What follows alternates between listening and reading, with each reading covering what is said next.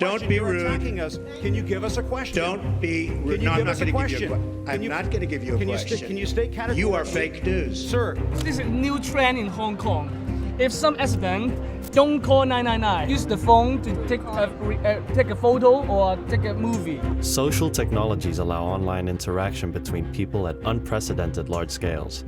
These technologies hold great potential for supporting activism and civic engagement. How does it relate to modern-day activism? Protesters make full use of blogs, social media sites, mobile apps, and other tools to promote their message, gain support, and organize themselves in the streets.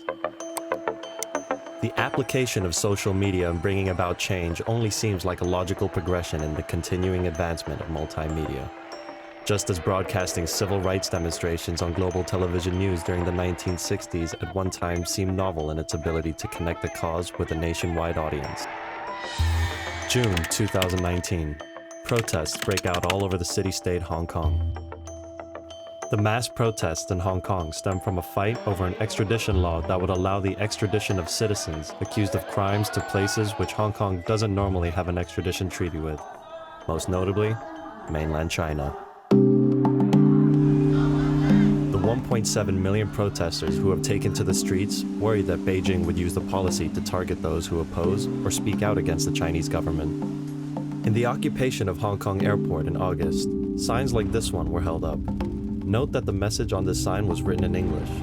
While English was Hong Kong's official language until the 1970s, now, far more people speak the local dialect of Chinese. Clearly, the purpose of these signs is to be spread on social media and be read globally. Media experts say that social media play a significant role in the documentation, organization, and assembly of the large-scale demonstrations. Facebook's Instagram, for example, serves as a platform for protesters to share campaign posters, slogans, and evidence of police violence. Activists have circulated images of a female protester that was injured in the eye by members of the police force to galvanize demonstrators. Another use of social media is to share live news feeds, action information, and intelligence about a variety of ongoing and upcoming activities, said King Hua Fu, Associate Professor at the Journalism and Media Studies Center at Hong Kong University. The professor added that these media have become powerful mobilization channels, as well as coordination tools. The internet can not only be seen as a force for good during protests, though.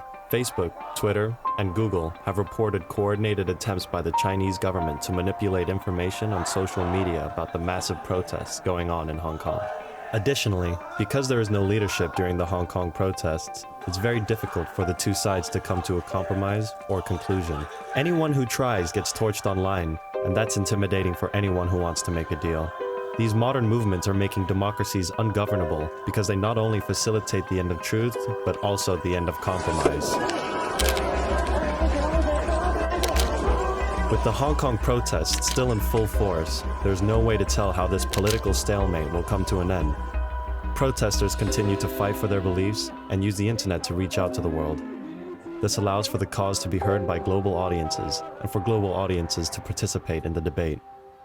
With so much information being spread online, the only hope is that the voice of the many will allow this situation to come to the right end and show how old and new activism can work together.